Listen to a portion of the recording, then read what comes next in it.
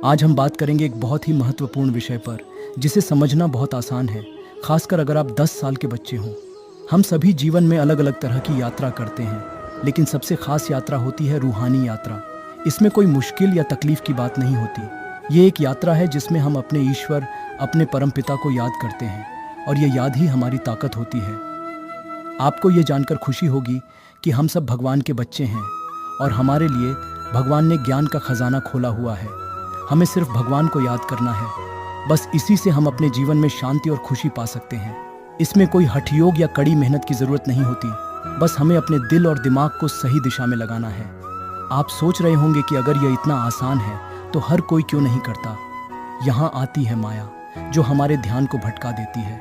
माया हमारे दिमाग को उलझा देती है, जिससे हम भगवान को याद नहीं कर पाते। बहुत से लोग ध्यान या योग में घंटों बैठते हैं, लेकिन असली ध्यान यह नहीं है। असली ध्यान वह है जब हम अपने रोज़मर्रा के काम करते हुए भी भगवान को याद करते रहें। हम स्कूल जाएं, खेलें, पढ़ाई करें, खाना खाएं, हर काम में हमें भगवान की याद करनी चाहिए। यह एक अभ्यास है और धीरे धीरे यह हमारी आदत बन जाती है। भगवान हमें ज्ञान का खजाना दे रहे हैं। उन्होंने हमें बताया है कि बहुत समय पहले जब इस धरती पर स्वर्ग था, तब सब कुछ बहुत अच्छा था। स्वर्ग का मतलब है एक ऐसी दुनिया जहाँ सिर्फ खुशी, शांति और प्यार होता है।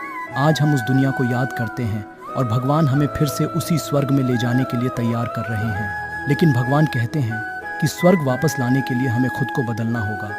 हमें अपने विचार और कर्मों को पवित्र बनाना होगा। पवित्रता का मतलब है अपने दिल और दिमाग को साफ रखना, किसी भी बुरी सोच से दूर रहना। भगवान बताते हैं कि भारत बहुत खास देश है। यहाँ पहले स्वर्ग था और यहाँ ही भगवान आते हैं। दुनिया के बाकी लोग भी भारत से शांति की उम्मीद करते हैं, क्योंकि यही वह देश है जहाँ से दुनिया को शांति मिल सकती है।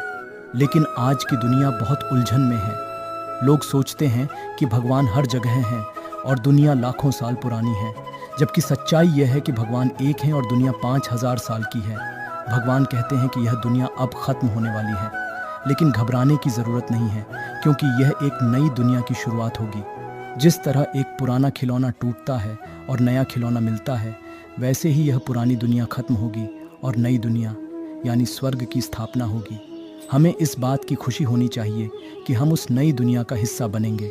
जब हम यह जानते हैं कि भगवान हमें स्वर्ग की बादशाही देने वाले हैं, तो हमारे दिल में खुशी होनी चाहिए।